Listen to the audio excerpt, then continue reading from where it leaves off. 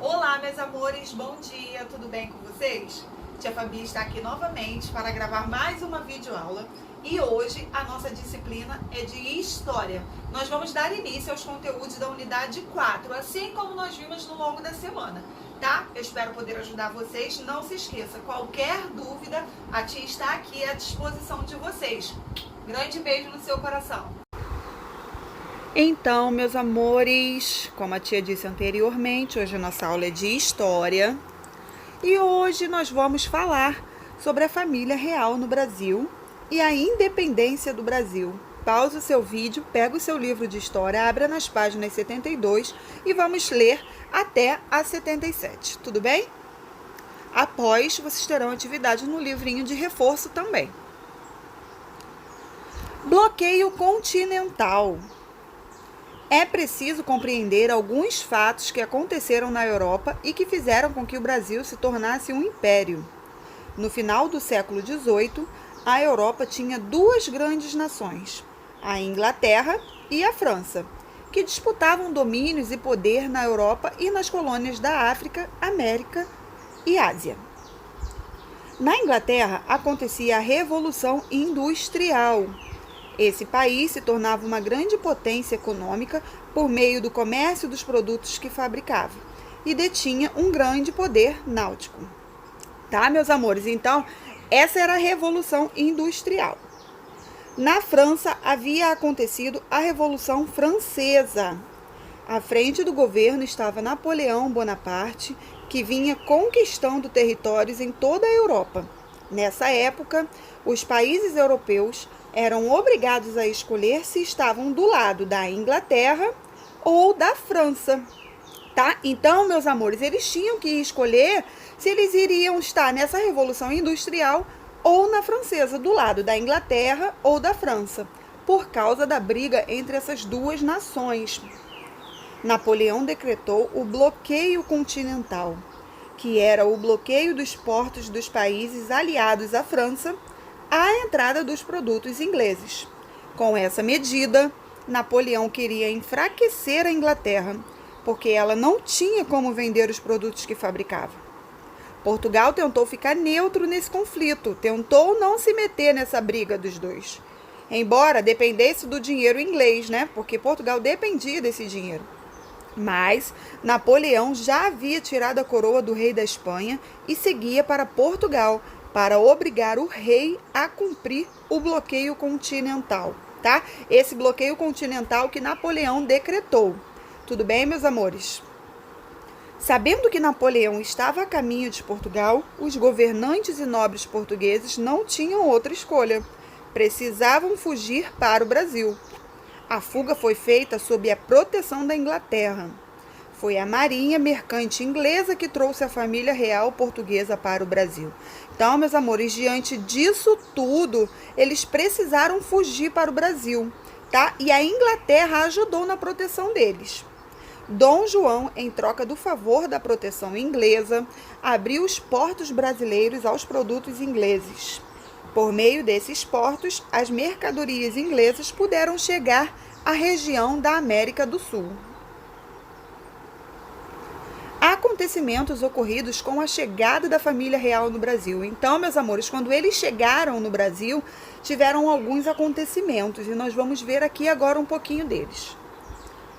Com a chegada da família real ao Brasil, em 1808, a vida na colônia se transformou. Novos órgãos e instituições foram criadas, a vida cultural passou a contar com a presença de artistas e bibliotecas, escolas foram fundadas e etc. Entretanto, o povo português não estava muito satisfeito com a permanência da família real no Brasil. O acordo entre o rei de Portugal e a Inglaterra prejudicava os comerciantes portugueses, já que os produtos ingleses podiam entrar no Brasil. Então, meus amores, lembra como eles fizeram esse acordo de proteção? Então, agora, eles já podiam receber esses produtos ingleses e isso prejudicava aqui no nosso Brasil, tá? Isso significava que a vantagem comercial que os portugueses tinham de apenas eles poderem mandar produtos para o Brasil estava sendo compartilhada com os ingleses. Então, meus amores, gerando aí um conflito, porque agora não era só eles, tinha essa concorrência, tá, dos ingleses. O sentimento para os portugueses era de que os papéis foram invertidos. Portugal havia se transformado na colônia. Em 1815, o Brasil foi levado à posição de Reino Unido a Portugal. Com isso, o Brasil deixou oficialmente de ser colônia e passou a ser um reino ligado a Portugal por laços de amizade. Daí em diante, as capitanias passaram a ser chamadas de províncias. Em 1812 e 1815, Napoleão Bonaparte sofreu sucessivas derrotas na Europa e foi exilado. Com a derrota de Napoleão, os portugueses pensaram que a família real retornaria a Portugal e que as coisas voltariam a ser como antes, mas o rei não demonstrou qualquer interesse em voltar. Ao mesmo tempo, muitos domínios de Portugal nas Américas deixavam de ser colônia e passavam a ser reino, inclusive o Brasil. Em nossas terras explodiram algumas revoltas, como a revolta dos alfaiates, na Bahia, e a Revolução de 1817, em Pernambuco. Essas duas revoltas aconteceram por volta das míseras condições em que o governo deixava a população. A insatisfação do povo com o governo português levava as pessoas a acreditarem que as coisas poderiam melhorar se estivessem livres e independentes dos portugueses. Assim, existiam pessoas que, no Brasil, queriam expulsar a família real e, em Portugal, que queriam seu retorno. Então ficou essa divisão, tá, meus amores? Dom João conseguiu controlar as revoltas por meio da violenta repressão. Dessa forma, impedia momentaneamente que o Império Português caísse. Pouco tempo depois, começou uma revolta na cidade do Porto, em Portugal. Os revolucionários exigiam o retorno de Dom João e que ele jurasse seu compromisso com Portugal.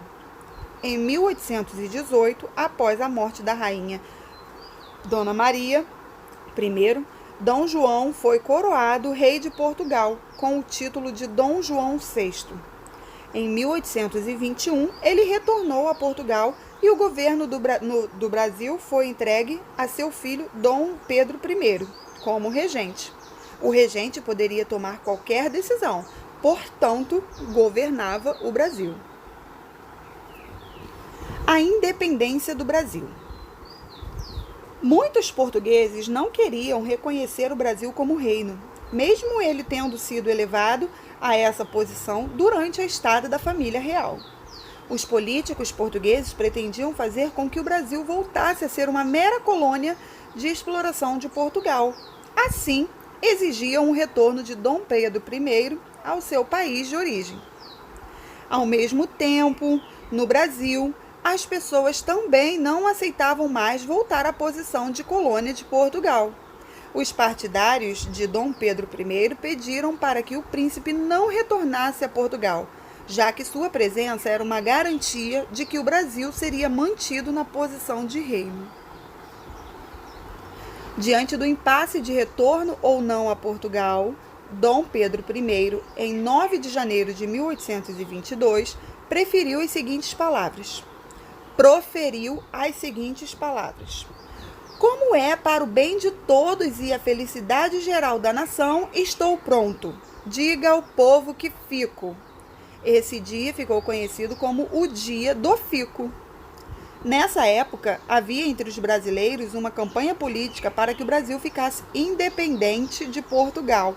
Até mesmo Dom Pedro I, cada vez mais irritava-se com as ordens vindas de lá. Dom Pedro I convocou uma Assembleia Constituinte, exclusivamente brasileira. Essa Assembleia tinha a missão de estabelecer leis que estivessem de acordo com os interesses do Brasil. Então, meus amores, era uma reunião onde eles iriam estabelecer regras, tá?